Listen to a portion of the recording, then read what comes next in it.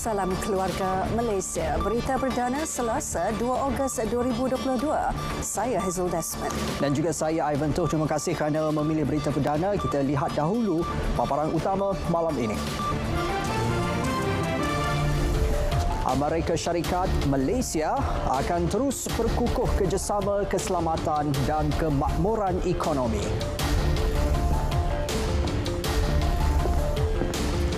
Proses kemasukan pekerja asing Indonesia dan Bangladesh selesai.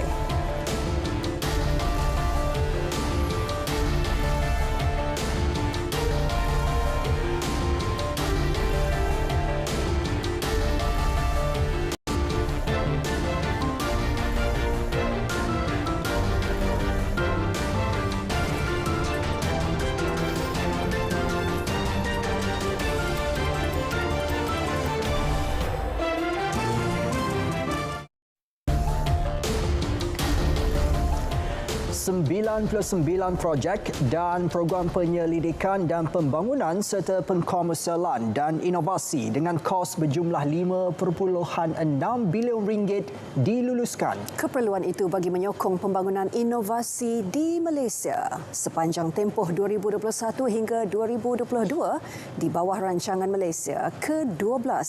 Perdana Menteri Datuk Seri Ismail Sabri Yaakob ketika memperincikan perkara itu berkata kerajaan juga akan meningkatkan pengkomersialan dan memacu inovasi untuk menghasilkan lebih banyak produk, juga penyelesaian berasaskan industri serta mempunyai nilai tambah yang tinggi. Lebih banyak insentif perlu disediakan bagi mewujudkan lebih banyak syarikat pemula berasas teknologi termasuk merangka strategi ekosistem inovasi terbuka bagi merancangkan inovasi negara menerusi penggembelingan idea semua pihak yang terbabit.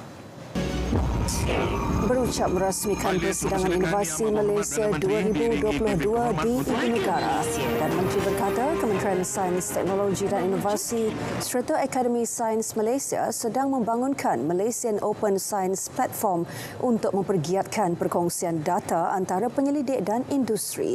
Sementara itu, 5,000 syarikat pemula dan 5 syarikat bertaraf unicorn bernilai lebih $1 bilion Amerika Syarikat disasarkan menjelang tahun 2025. 3 entiti turut ditubuhkan dalam usaha meletakkan Malaysia sebaris dengan negara maju berteraskan inovasi seperti Korea Selatan, Switzerland dan Singapura. Perdana Menteri mengakui Washington dilihat rakan kongsi Kuala Lumpur yang penting dalam semua bidang termasuk ketika pandemik COVID-19. Amerika Syarikat kata Perdana Menteri banyak membantu Malaysia ketika mengalami kesukaran dengan menyumbangkan vaksin untuk kegunaan rakyat. Di dalam bidang ekonomi sebagai contoh segi investment dari segi pelaburan. Amerika merupakan pelabur yang terbesar di dalam negara kita dan dari segi dagangan Amerika jatuh nombor 3 atau 4 dari segi dagangan. Dan dari segi hubungan defense, hubungan antara Amerika dan Malaysia dari segi defense, Amerika banyak membantu kita sepanjang tahun hingga tahun 2022 dari segi asisten dia tentang defense melebihi lagi pada 200 juta US dollar. Begitu juga dari segi pandemik, waktu kita mengalami kesukaran sewaktu pandemik COVID-19, US banyak membantu kita. Sebagai contoh, memberikan kita secara cuma bantuan Pfizer vaksin sebanyak 1 juta. Perdana Menteri menyatakan demikian pada Majlis Makan Tengah Hari meraikan lawatan rasmi Speaker Dewan Perwakilan Amerika Syarikat Nancy Pelosi ke Malaysia. Ini merupakan lawatan sulung beliau ke Kuala Lumpur. Datuk Seri Ismail Sabri memaklumkan hubungan antara Amerika Syarikat dan negara ASEAN semakin akrab selepas berlangsungnya sidang kemuncak ASEAN Amerika Syarikat di Washington Mei lalu. Pelosi juga menyatakan hubungan diplomatik lebih 6 dekad antara kedua-dua negara menjadikannya lebih istimewa dan bernilai.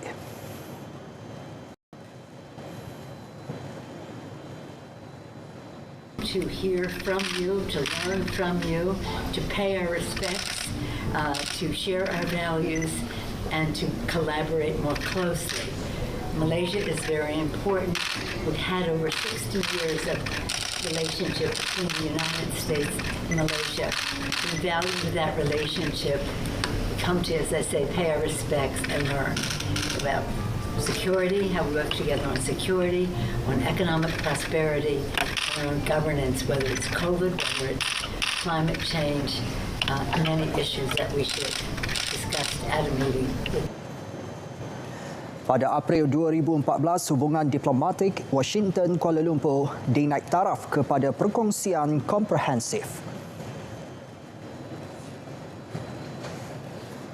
Sementara itu, semasa mengadakan lawatan ke Parlimen, isu anti minyak sawit Malaysia antara tumpuan perbincangan Pelosi bersama-sama Yang di-Pertua Dewan Rakyat Tan Sri Azhar Azizan Harun. Tan Sri Azhar berkata pihaknya meminta lebih banyak libat urus dibuat bersama Amerika Syarikat bagi mendapatkan situasi menang-menang.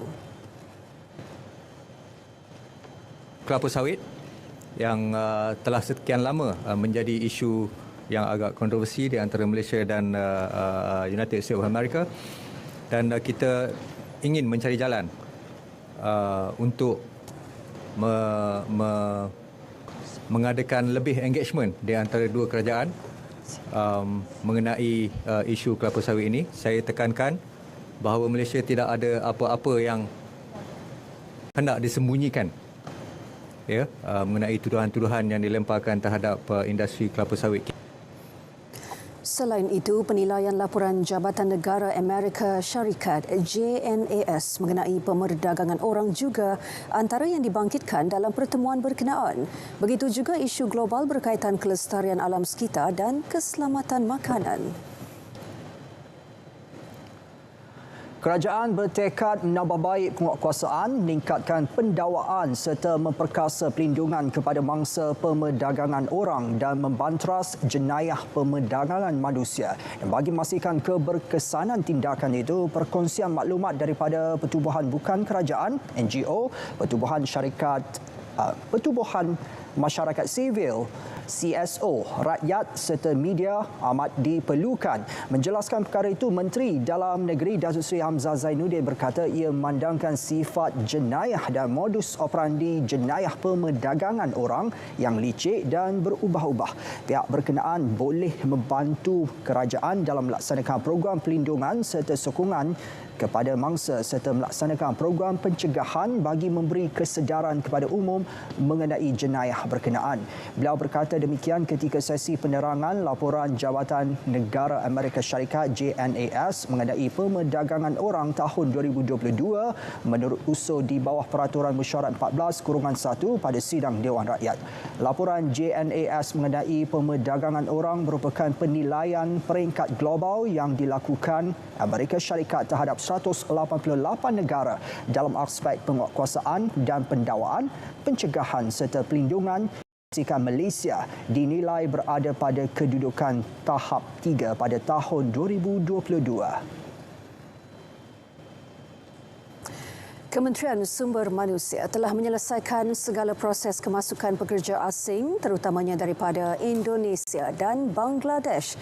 Menteri Datuk Seri M. Saravanan memaklumkan kini terserah kepada majikan untuk membawa masuk pekerja masing-masing pada bila-bila masa sahaja. Serah kepada majikan. Selepas ini bukan lagi tanggungjawab kementerian. Kementerian telah menyelesaikan semua proses usulnya daripada Bangladesh dan Indonesia. Sekarang serang kepada majikan, mereka boleh masuk bila-bila masa mereka boleh ambil. Beliau berkata demikian selepas Majlis Anugerah Perkhidmatan Cemerlang KSM 2021 di Putrajaya. Indonesia bersetuju menarik balik Sekatan Kemasukan Perkhidmat Domestik Indonesia PDI dan Tenaga Kerja Indonesia TKI ke Malaysia bermula 1 Ogos. Persetujuan dicapai selepas kedua-dua negara sepakat untuk mengintegrasi sistem sedia ada antara Jabatan Imigresen dan Kedutaan Besar Republik Indonesia bagi pengambilan PDI.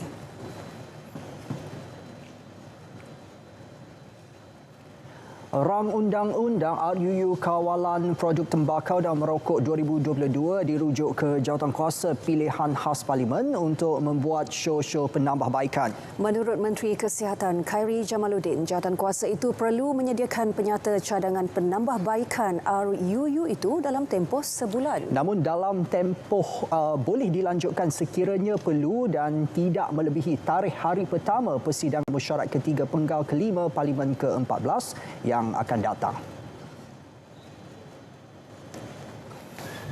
Suatu usul bagi menyerahkan rang Undang-Undang Kawalan Produk Tembakau dan Merokok 2022 kepada Jawatankuasa Pilihan yang dinamakan Jawatankuasa Pilihan Khas untuk membuat show-show mengenai 1. Meneliti bahagian 9 penguatkuasaan dalam rang undang-undang dan mencadangkan apa-apa penambahbaikan sekiranya perlu tertakluk kepada undang-undang yang berkuat kuasa. 2. Meneliti fasal-fasal berhubung dengan penalti bagi kesalahan dalam rang undang-undang dan mencadangkan apa-apa penambahbaikan sekiranya perlu. Menggulung perbahasan di Parlimen, beliau turut memaklumkan jawatankuasa berkenaan akan dipengerusikan oleh beliau sendiri selain dianggotai 12 lagi ahli Parlimen Kerajaan dan Pembangkang. Beliau turut mengesyorkan agar cadangan-cadangan penambahbaikan kawal selia produk tembakau, bahan rokok, produk pengganti tembakau atau peranti merokok yang dibangkitkan ahli Dewan Rakyat dalam perbahasan turut diteliti. Juga cadangan Jawatankuasa Pilihan Kesihatan Khas, Sains dan Inovasi serta Jawatankuasa Pilihan Khas, Hal Ehwal Wanita, Kanak-kanak dan Pembangunan Sosial. Susulan itu, pembentangan rang Undang-Undang Makanan Pindaan 2022 di Dewan Rakyat ditangguhkan.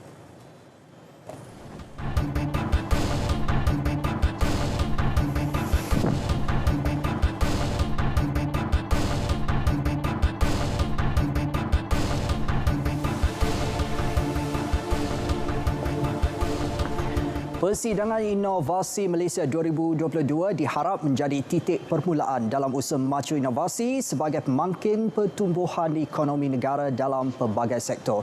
Nyatakan komitmen itu Menteri di Jabatan Perdana Menteri Ekonomi Datuk Seri Mustafa Mohamad mengakui persidangan itu juga mewujudkan sinergi lebih besar melibatkan semua pemegang taruh. Semoga ini akan menjadi titik permulaan untuk kita bergabung tenaga, untuk kita bekerjasama dan mengurangkan amalan silo. Dan itu kita akan dapat mencapai kejayaan dalam inovasi, termasuklah inovasi tempatan.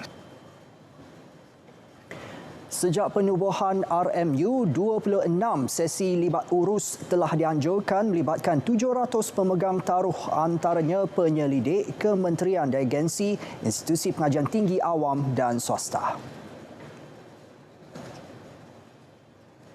Petronas menandatangani perjanjian persefahaman MOU dengan 6 syarikat daripada Korea Selatan antaranya Samsung Heavy Industry, GS Energy Corporation dan Lotte Chemical Corporation. MOU itu membolehkan kajian konsep dan kebolehkelaksanaan dijalankan bagi mewujudkan rantaian nilai penuh berkaitan penyerapan, angkutan dan penyimpanan karbon dioksida.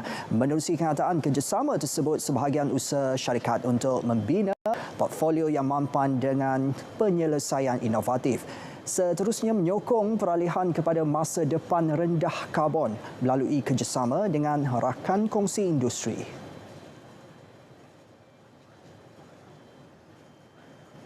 Tenaga Nasional Berhad TNB akan mempercepat peralihan penjanaan kuasa kepada sumber lebih bersih menerusi penamatan operasi loji jana kuasa Arang Batu lebih awal.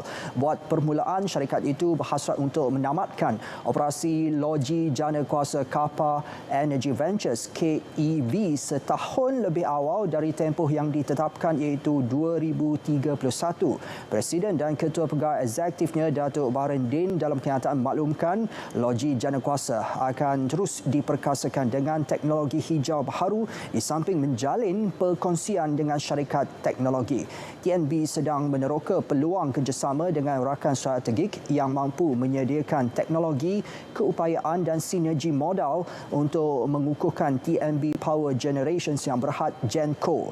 Memandangkan permintaan terhadap tenaga bersih meningkat berikutan peralihan tenaga, nilai pasaran tenaga bersih diunjur mencecah antara 65 bilion ringgit dan 80 bilion ringgit. Syarikat utiliti itu berhasrat untuk menguasai sebahagian besar pegangan pasaran berjumlah 40 bilion ringgit menjelang tahun 2050. Pelaksanaan program jualan lebih murah ataupun jualan murah keluarga Malaysia sudah hampir dimutamatkan konsepnya. Jumlah kawasan ditambah lagi, sekarang ini menjadi 639 yang akan berjalan serentak bermula pertengahan bulan Ogos sehinggalah ke akhir tahun.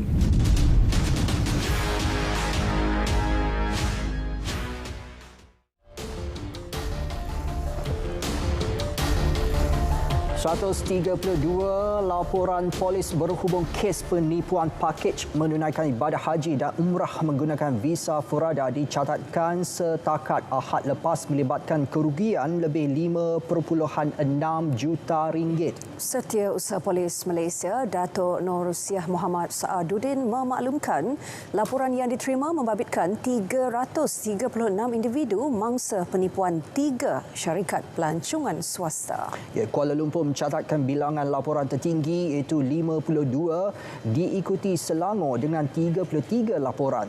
Sementara itu 18 laporan diterima di Pahang, 7 di Johor dan masing-masing 6 laporan di Kelantan dan juga Perak. Menerusi kenyataan turut diperincikan Kedah mempunyai 3 laporan, Terengganu 2, manakala masing-masing 1 laporan di Pulau Pinang dan Negeri Sembilan.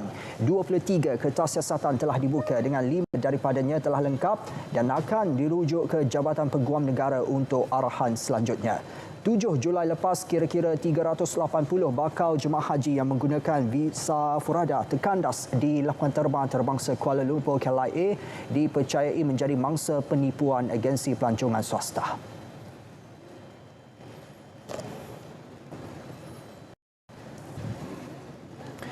Keputusan Bedah Siasat Jurulatih Penerbangan Fajim Jufa Mustafa Kamal 52 tahun yang maut dalam naas pesawat ringan di Ipoh Perak disebabkan kecederaan pada tengkuk dan dada. Kenyataan ringkas Ketua Polis Perak Datuk Mior Farid Al-Atrash Wahid memberitahu kecederaan itu adalah disebabkan kemalangan aviasi. Sementara itu, Perdana Menteri Datuk Seri Ismail Sabri Yaakob menzahirkan ucapan takziah kepada ahli keluarga Allahyarham Fajim Jufa.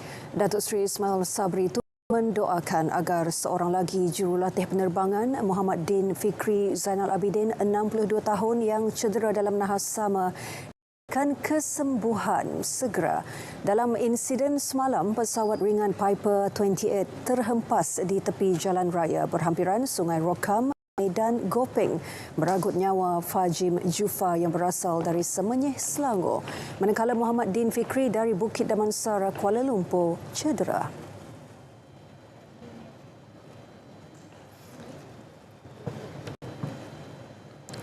Baik, ini pula sesuatu di Johor Bahru bagi alihkan kerja pengepaman dari sekitar kawasan bangunan Persekutuan dan Hospital Sultanah Aminah dibuat. Menteri Besar Dato' On Hafiz Ghazi menerusi Facebooknya memaklumkan kerja tersebut dijalankan Jabatan Pengairan dan Saliran JPS. JPS akan menambah baik sistem pengepaman untuk menampung kapasiti air yang lebih tinggi.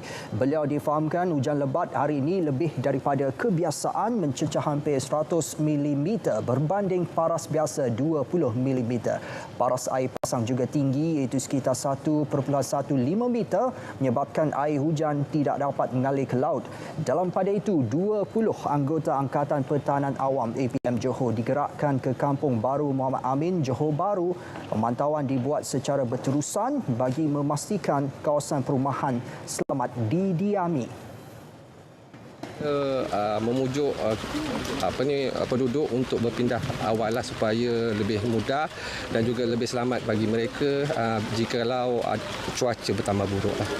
Setakat ini kekuatan anggota yang untuk menjalankan penugasan ni kita dah aturkan lebih kurang 30 anggota lah di setiap lokasi yang berbeza-beza lah mengikut keperluan dan keutamaan lah.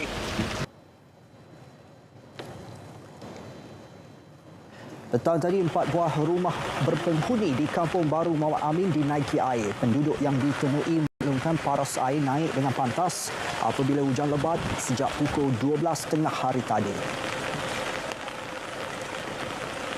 Dan memang selalu hujan lebat saja kan. Sekali hujan lebat, sekali tengok dekat luar tingkap, ni air dah mula lajulah sikit.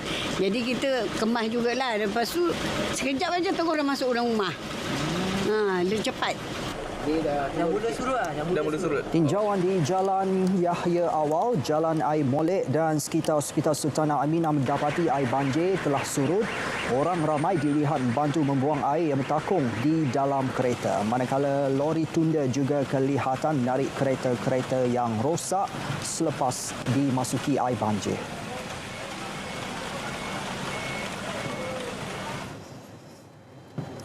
Ya, kemesraan rakyat Malaysia tanpa mengira kaum dan agama tidak perlu dipertikaikan lagi. Walaupun tiada ikatan persaudaraan, namun keunikan masyarakat majmuk telah diterjemahkan dalam kehidupan seharian sejak sekian lama. Manakan tidak, Ivan, sapaan seperti pakcik, uncle, abang, kakak mahupun ane sudah cukup untuk menggambarkan betapa rapatnya keluarga Malaysia. Kita ikuti laporan Vimala Kasturi Veerasabi.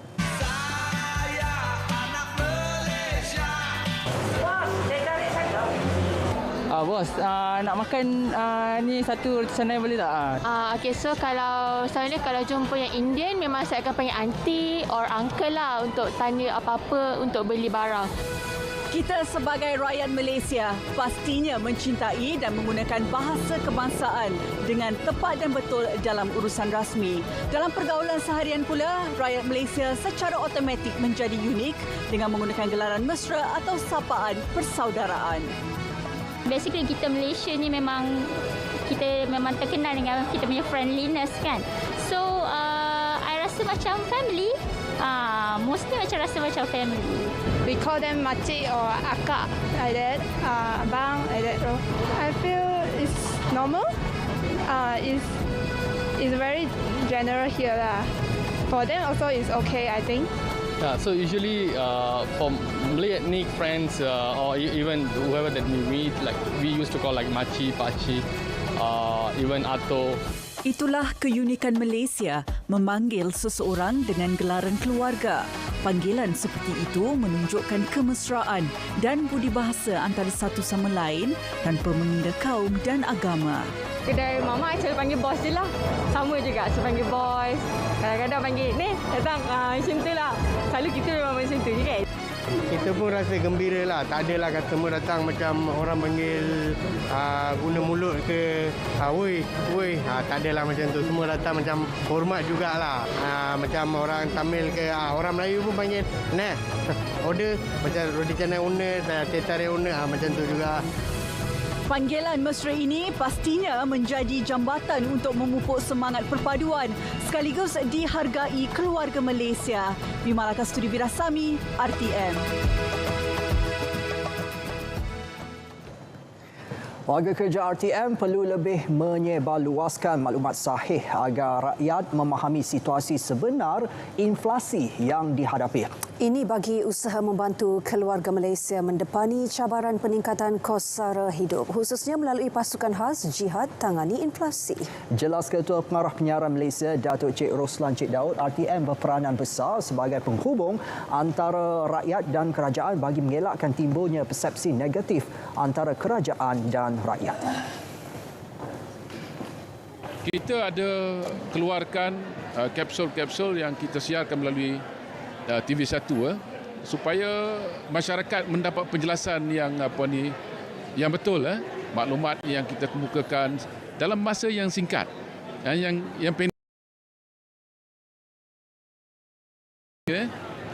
Ni kita ambil kapsul yang sedikit yang pendek-pendek untuk siarkan supaya rakyat mudah faham. Beliau berucap pada Majlis Perhimpunan Bulanan Jabatan Penyiaran Malaysia di Auditorium Perdana Angkasa Puri. Pada majlis sama turut diadakan acara pemakaian pangkat kepada 9 pegawai RTM sebagai pegawai bersekutu dan pegawai sided RTM dengan dianugerahkan pangkat Lieutenant Colonel Bersekutu dan Kapten Bersekutu Angkatan Pertahanan Awam.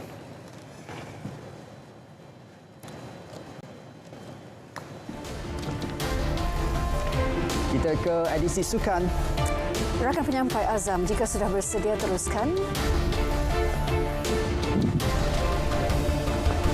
Malaysia tambah pingat di Birmingham. Rekod kebangsaan pecut 100 meter lebur.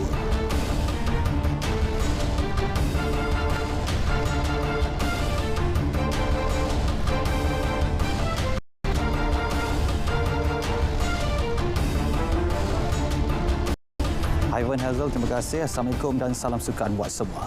Kita mulakan dengan Sukan Commonwealth Birmingham 2022.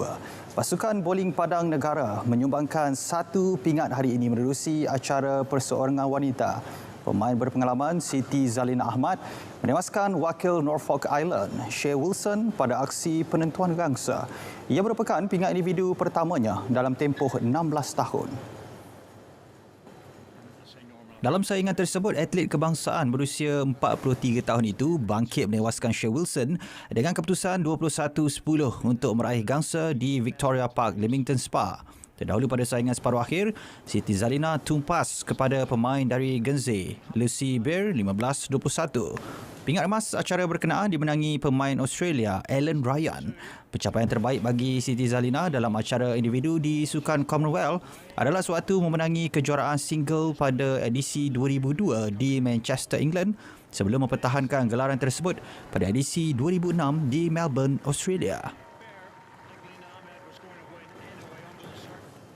Terdahulu, skuad pingpong negara menghadiahkan pingat perak selepas tumpas kepada Singapura dalam pertemuan final dengan keputusan 3-0. Pada aksi pertama, beregu Karen Lin Ho Ying tunduk kepada Zhou Jingyi Ziong Min dalam 4 set 7-11, 11-4, 11-6 dan 11-5. Selepas itu, giliran Alice Changdi Sian pula akur dengan kehebatan Feng Tianwei apabila tewas 11-9, 11-1 dan 11-7.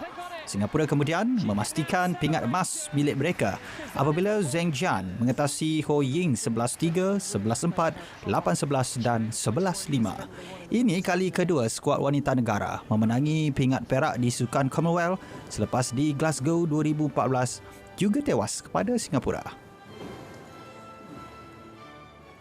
Dalam acara berbasikal track, Muhammad Fadil Muhammad Zonis menduduki tempat ke-10 daripada 20 pelumba dalam ujian masa 1000 meter lelaki di Lee Valley Velopark, London. Pelumba itu mencatatkan masa 1 minit 1.734 saat sekaligus gagal memperbaiki rekod kebangsaannya sendiri iaitu 1 minit 0.305 saat. Sementara itu, rakan sepasukannya Muhammad Ridwan Sahrom menduduki tempat ke-14 keseluruhan selepas mencatat 1 minit 3.93 saat. Pelumba Australia Matthew Gletser merekodkan 59.505 saat untuk meraih emas, diikuti rakan senegara Thomas Cornish dan Nicholas Paul dari Trinidad and Tobago.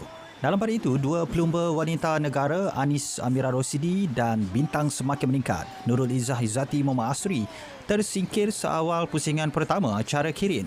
Acara berbasikal track telah pun melabuh tirai dengan kem negara hanya meraih gangsa menerusi acara Kirin oleh Muhammad Shah Firdaus Shahrom. Sebelum itu, percubaan Shah Firdaus untuk meraih pingat keduanya tidak kesampaian dalam acara becut. Walaupun berjaya memberikan cabaran sengit kepada pelumba Australia Matthew Richardson, Shah Firdaus akhirnya tewas 1-2 di suku akhir di Lee Valley Velopark, London. Dua lagi wakil negara, Muhammad Ridwan Sarum dan Muhammad Fadil Muhammad Zonis tersingkir pada pusingan kelayakan selepas masing-masing menduduki tempat ke-20 dan ke-22.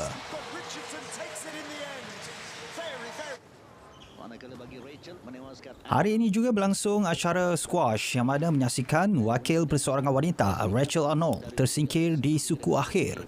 Rachel Arnold yang beraksi cemerlang kemarin gagal meneruskan rentak kemenangan apabila tumpas 0-3 kepada pemain England Georgina Kennedy.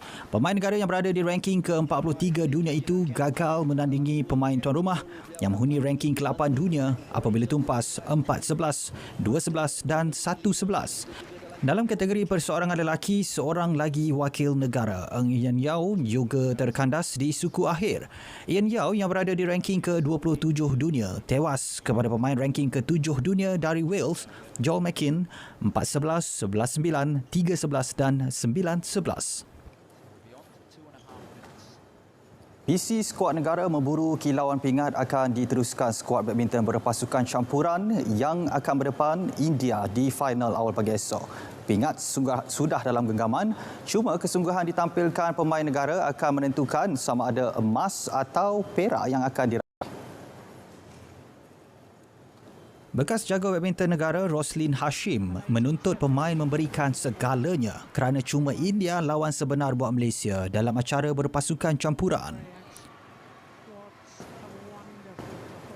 Perjalanan pasukan Malaysia ke final tu tidaklah ada saingan yang begitu kuat dari pasukan lawan. Cuma dalam di semi final itu apabila kita bertemu dengan England, kita memang menang mudah kalau ikutkan dengan 3-0.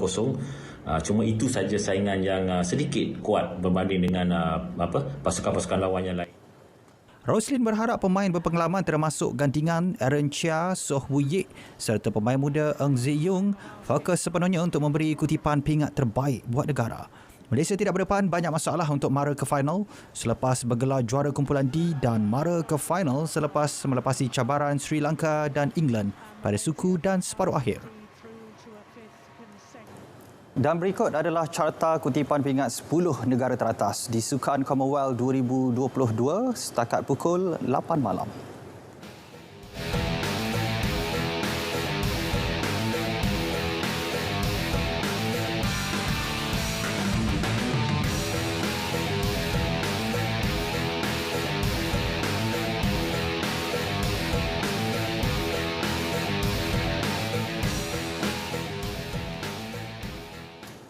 Baik saudara, ini juga berita membanggakan yang dilakar atlet olahraga negara di pentas antarabangsa. Atlet pecuk muda Muhammad Azim Muhammad Fahmi menjadi tumpuan apabila berjaya mencipta rekod baharu kebangsaan 100 meter dengan catatan 10.09 saat. Dia melakukannya pada kejohanan olahraga dunia bawah 20 tahun di Stadium Olimpik Pascual Guerrero, Colombia awal pagi tadi. Pelari berusia 18 tahun itu memadam rekod lama 10.18 saat yang dicipta bekas jaguh pecut Asia Tenggara Khairul Hafiz Jantan pada Sukan Malaysia Sukma 2016 di Kuching, Sarawak. Catatan 10.09 saat dilakukan Azim juga merupakan yang kedua terpantas daripada 60 penyertaan dalam acara 100 meter di kejohanan tersebut. Azim dan pelari Jepun Hiroki Yanagita yang mencatat 10.24 saat mengesahkan tempat ke separuh akhir yang dijadual berlangsung awal pagi esok. Muhammad Azim menyertai kejohanan olahraga dunia bawah 20 dengan reputasi sebagai remaja keempat terpantas Asia masing-masing dalam acara 100 meter dan 200 meter berdasarkan catatan masa sehingga Julai lepas. Pencapaian luar biasa Azim di kali itu turut mengejutkan jurulatihnya Muhammad Amir Izzuan Tan Abdullah. Menurut beliau, ini kerana rekod baharu kejohanan itu dicipta lebih awal daripada yang dijangka. Jelas Muhammad Amir berdasarkan analisis ke atas prestasi dan keadaan atlet berusia 18 tahun itu, dia dijangka memecahkan rekod kebangsaan pada Sukan Malaysia Sukma ke-20 September ini. Masa peribadi terbaik Azim sebelum ini adalah 10.28 saat. Muhammad Amir juga percaya tidak mustahil untuk Azim sekali lagi memecahkan rekod kebangsaan ketika beraksi di peringkat separuh akhir awal pagi esok. Catatan 10.09 saat itu menghampiri masa peribadi terbaik 10.03 saat bekas juara remaja dunia dari Indonesia lalu Muhammad Zohri yang dilakukan pada 2019. Beralih ke aksi sukan para ASEAN di Solo, Indonesia. Juara Paralimpik 2 kali, Dato' Abdul Latif Romli meneruskan penguasaan di tamasya tersebut apabila berangkul pingat emas dalam acara lompat jauh T20 hari ini. Ia merupakan pingat emas keempat berturut-turut diraih beliau dalam penyertaan sukan para ASEAN. Atlet berusia 25 tahun berasal dari Perlis itu melakukan lompatan sejauh 7.20 meter di Stadium Manahan untuk mempertahan pingat emas yang dimenanginya sejak edisi 2013 di Myanmar. Walaupun jarak yang dicatatkan masih rendah berbanding rekod dunianya iaitu 7.64 meter, beliau masih gembira kerana ia merupakan kejohanan pertama sejak hampir setahun berehat selepas mengalami kecederaan pangkal paha. Pingat perak acara tersebut turut menjadi milik wakil Malaysia Zulkifli Abdullah yang mencatat lompatan sejauh 6.43 meter, manakala gangsa diraih Suhairi Suhaini dari Singapura dengan catatan 5.78 meter.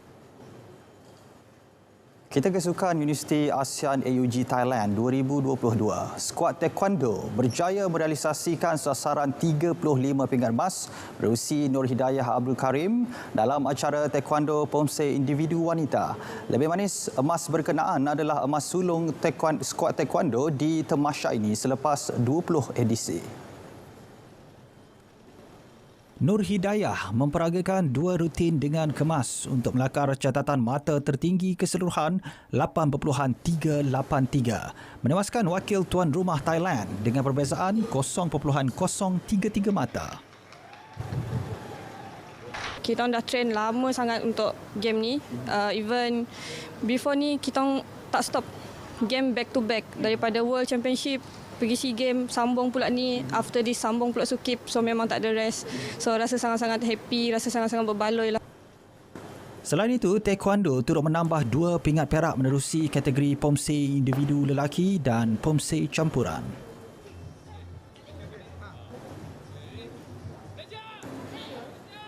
Baik saudara, edisi Sukan 2 Ogos berakhir di sini. Saya Zamrudin Hussein. Untuk segmen seterusnya, kita kembali bersama Ivan dan juga Hazel. Silakan.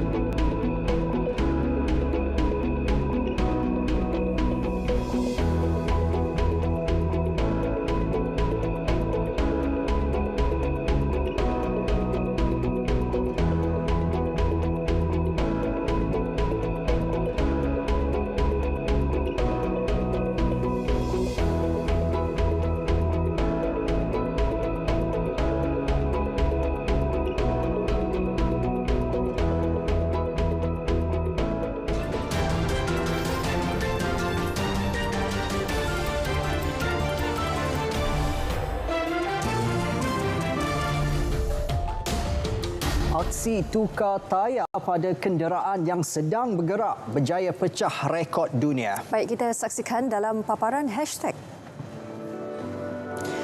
Mencipta rekod masa terpantas menukar tayar kereta yang sedang bergerak bukan satu perkara mudah. Bagaimanapun, aksi ini berjaya dilakukan 2 lelaki Itali apabila mencipta rekod dunia menukar tayar kereta. Masa yang diambil adalah 1 minit 17 saat yang berlangsung di set pertunjukan Guinness World Record di Itali sekaligus madam rekod sebelum ini iaitu 1 minit 30 saat.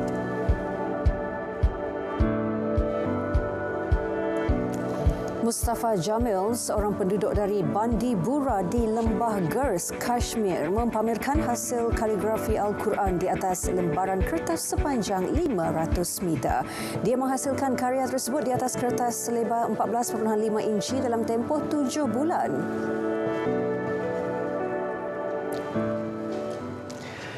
Berita perdana edisi 2 Ogos 2022 berakhir di sini. Saya Hazel Desmond. Saya Ivan To. Salam keluarga Malaysia. Jumpa lagi.